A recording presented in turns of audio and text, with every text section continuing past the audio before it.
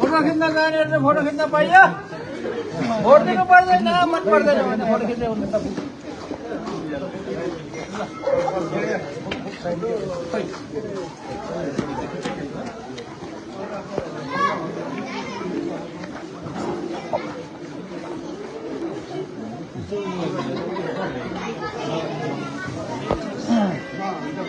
उहाँको फेरि यो त भाइरल हुन्छ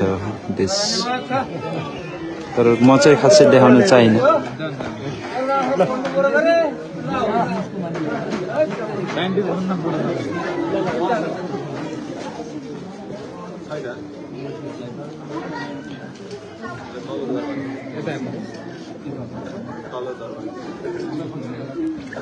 Oh, thank you.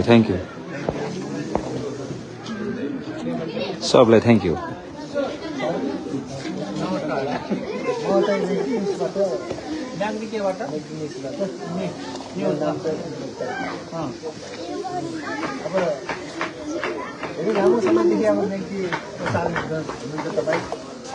अब आउने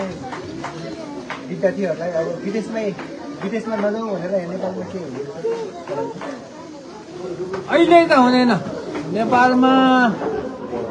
चाहिँ बस विदेशमै नजाऊ भन्ने कुरा अहिले भनेर पाउ लाग्छ अब यस्तो बनाउनलाई युवा नेताहरू आउनुपर्छ युवा नेताहरू आयो भने मैले सब युवा नेताहरूलाई चाहिँ एउटा अभिभावकको हिसाबले चाहिँ युवा नेताहरूलाई मैले सकेको मद्दत गर्छु युवा नेताहरूले नयाँ विकास ल्याएर खास गरी नेपालको अर्थतन्त्र सुधार सुध्रियो भने विदेश जानै पर्दैन क्या अर्थतन्त्र सुध्रेन भने विदेश जानु परिहाल्यो त्यस कारणले अर्थतन्त्र सुधार्ने कामहरू अब गर्नलाई निकै वर्ष लाग्छ यो 5-10 वर्षभन्दा पनि बढी लाग्छ त्यस कारणले 15-20 वर्षसम्म सबै मिलेर सबै युवा नेताहरू आएर सबैले चाहिँ एकदमै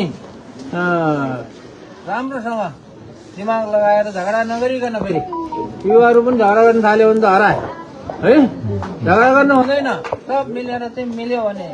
अब 15-20 वर्षमा नेपालको अर्थतन्त्र सुध्रिन्छ अनि विदेश जानु पर्दैन होइन त्यो रातारात हुने कुरो भएन होइन थ्याङ्क यू रातारात त महादेवले पनि गर्न सक्दैनन् होला